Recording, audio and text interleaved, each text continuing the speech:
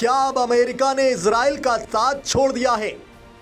President Biden बीते रोज ये बोले हैं कि गाजा पर कब्जा इजराइल की बड़ी भूल होगी।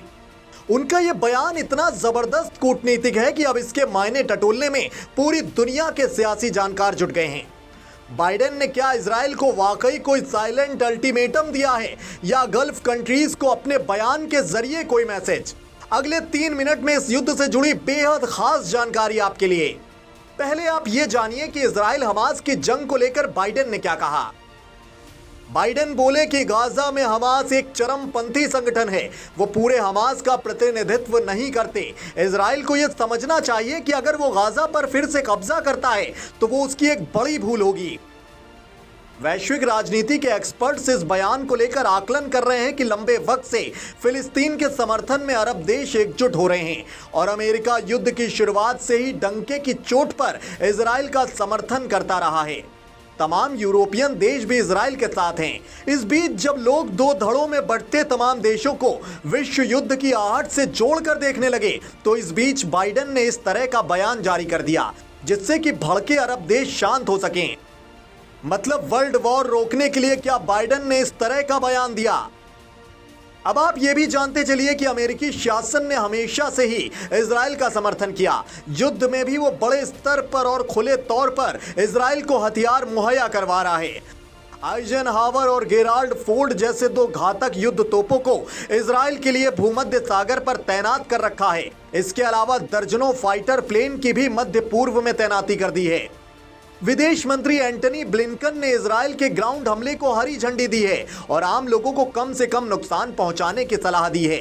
इसके बाद इजरायली फोर्स दर्जनों टैंक और मशीन गन से लैस इन्फेंट्री व्हीकल्स के साथ गाजा की सीमा पर मौजूद है। लगातार ईरान लगातार इजराइल के खिलाफ अरब मुल्कों की लामबंदी में जुटा था। उन्होंने हमास के नेताओं से भी दोहा में मुलाकात की। सीरिया, लेबनान और इराक में उसके समर्थन वाले हथियारबंद समूह काफी ज्यादा एक्टिव हैं। लेबनान के हिजबुल्लाह ने तो इजराइल के खिलाफ दूसरे मोर्चे पर लड़ाई भी शुरू कर दी है। बीते दिनों इजरायली सीमा पर हिजबुल्लाह लड़ाकों की तरफ से एयर स्ट्राइक भी किए गए। इजराइल ने इसका जवाब दिया है। हालात बिगड़ने के खतरे के बीच नेतन्याहू शासन ने इस क्षेत्र को प्रतिबंधित क्षेत्र घोषित किया है। एक बात जो समझने की है वो ये कि हथियारबंद संगठन हमास में अरब मुल्कों की कोई दिलचस्पी नहीं है। मुस्लिम देशों ने हमास के समर्थन में कोई बयान नहीं दिए हैं। लेबनान, सीरिया और इराक में मौजूद हथियारबंद संगठनों के अलावा हमास हमले का किसी ने समर्थन नहीं किया है। कतर ने भी लगातार इजराइल को हमास के लिए जिम्मेदार माना है। सऊदी अरब, यूनाइटेड अरब अमीरात, मिस्र और जॉर्डन जैसे देशों को युद्ध के बढ़ने का खतरा सता रहा था जो इजराइल के करीबी मुल्कों में शामिल हैं। फिलिस्तीन अथॉरिटी ने भी हमास को लेकर स्पष्ट कहा, हमास फिलिस्तीन का प्रतिनिधि नहीं है। अरब में गुस्सा गाजा में मारे जा रहे आम लोगों को लेकर है, जहां एयर स्ट्राइक में बच्चों, महिलाओं, बुजुर्गों की मौत हो रही है। इजरायली पूरे गाजा में अंधाधुंध बम बरसा रहे हैं। एक अकेला ईरान है जो खुलेआम हमास का समर्थन कर रहा है।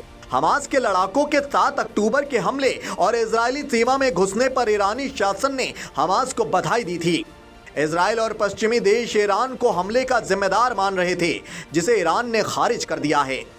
अब जबकि अमेरिका ने स्पष्ट कर दिया और इजराइल ने भी इसकी पुष्टि की है कि गाजा में कब्जे की मंशा नहीं है, इससे ईरान को छोड़कर अन्य मुस्लिम मुल्क शांत हो सकते हैं। फिलहाल अमेरिका की ओर से दिए गए इजराइल के कथित विरोधी बयान को लेकर आपका व्यक्तिगत नजरिया क्या कहता है? अपनी कीमती राय कमेंट बॉक्स में जरूर बताएं। साथ ही देश दुनिया की ऐसी ही तमाम डिटेल्ड अपडेट्स से यूं ही अवेयर रहने के लिए TV9 भारतवर्ष YouTube चैनल की ओरिजिनल्स प्लेलिस्ट में जाएं और वहां के वीडियोस लगातार देखते रहें।